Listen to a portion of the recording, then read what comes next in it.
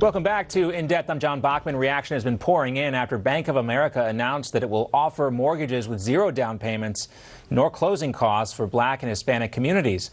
The loans will not require a minimum credit score, nor will borrowers have to pay mortgage insurance, which is normally charged when borrowers have less than 20% equity in a property. Bank of America says their pilot program will help make the American dream of home ownership more attainable for these minority communities. And some experts say, though, Bank of America's plan doesn't go far enough to correct American housing inequality. A 2020 study done by the National Association of Realtors found that Black and Hispanic applicants were more likely to be rejected by banks for mortgage loans than white or Asian applicants. But critics also say if more banks go this same route, we could even be headed for a repeat of the 2008 housing crisis all over again, because these mortgages won't require minimum down payments or minimum credit requirements. That could put people in mortgages that they may not be able to afford in the long run. We spoke in depth about this with the former Housing Secretary, Ben Carson, also Distinguished Fellow of Constitutional Studies at the Texas Public Policy Foundation, Dr. Carol Swain. Great to have you with us, Dr. Carson. And also with us, Dr. Carol Swain. She's a Distinguished Fellow of Constitutional Studies at the Texas Public Policy Foundation. Great to have you both with us. Borrowers do have to pass what B of A calls a buyer certification course, and according to a spokesperson, they say these classes will help demonstrate the applicant's ability to meet obligations and budget their money for long-term home ownership. But Dr. Carson, what do you make of this plan, and is it beneficial for these communities? Well, I certainly understand the rationale behind it when you look at wealth accumulation.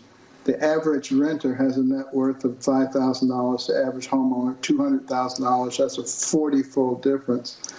But you have to be very careful in how you ameliorate that situation. If you go back and look historically at situations where people were given down payment assistance, the default rate is significantly higher. So it means that loan officers are going to have to do some very diligent background work to make this worthwhile. You also have to recognize that if there's no down payment and there's no closing costs, somewhere that's going to get tacked back onto the mortgage costs. So that's going to make your monthly payments and the length of your payment much longer over the long run. And when you look at the way interest accumulates, you're paying a lot more than you would have paid if you had done a 10 or 20% down payment. So much of this, I think, Dr. Swain, comes back to the individual and their ability to find a, financial professional, whether they're Black, white, Asian, Hispanic, or whatever, and really understand what their limitations are and what their opportunities are when it comes to their own financial abilities. I think there are a couple of things that we should be concerned about. As far as the person getting them into the home, once you get into a home, there are all sorts of responsibilities. I am a homeowner, and I have to keep my lawn up. If the roof has a leak, I have to fix the leak. If the heating and air conditioner breaks down, if the toilet overflows, those are my responsibilities. So there's more involved than just getting people into homes. Home ownership for people that can't afford a mortgage without this assistance, they have no skin in the game. It's doomed to fail. And with these mortgages, we also have to be careful that they don't discriminate. According to Bank of America, they would not discriminate against white applicants, but they have to make those loans available to whites and Asians in those neighborhoods. And it's not clear to me that they will be able to address the problem they seek to address, and they may create more misery. Because people do want to live in a home, and they get into that home, and if they lose it, in many cases they're worse off than they were before. They were better off as renters. From what I read, Bank of America received about $20 billion from the American taxpayer during the 2008 financial crisis. This program, Dr. Carson, is coming in at about $15 billion, Bank of America says. Is this another way that Bank of America is making good on what they were accused of doing running up to the 2008 financial crisis, predatory lending? Bank of America, believe me, they have sat down and they have figured out how they can come out ahead. Oh, yeah. The House always wins, don't they, Dr. Swain? The House always seems to win in these types of situations. Yes, and I come from poverty, and I have family members that got homes in 2008 and lost those homes. And I am, someone that has single woman keeping up a house, and there are lots of responsibilities. I can afford to do it, but a lot of people that I know can't.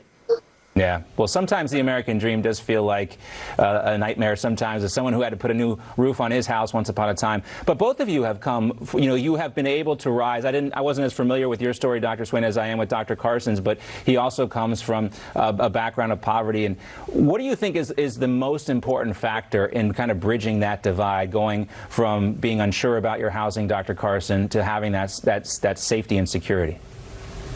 Learning how to accept responsibility. Don't look for other people to blame. Whenever I came up with an excuse, the next thing out of my mother's mouth, who had less than a third grade education, was, "Do you have a brain? And if you have a brain, you could have thought your way out of this. It doesn't matter what somebody else said or did." And, when you start looking for other people to blame for your problems, you got a real issue here. And this is the United States of America. This is still a land of opportunity. And things have changed dramatically, particularly for the black community. From the time when I was a kid until now, it is a different country, and the opportunities are completely different. That's not to say that we've reached nirvana. We have not. But what incredible changes have been made. And if we start reinstituting prejudicial policies, it's going to have a deleterious effect on us. Well, nobody's gotten to the bottom of 9/11, unfortunately, and they should have. Well, nobody's gotten to the bottom of 9/11, unfortunately, and they should have. Well, nobody's gotten to the bottom of 9/11, unfortunately, and they should have. Well, nobody's gotten to the bottom of 9/11, unfortunately, and they should have.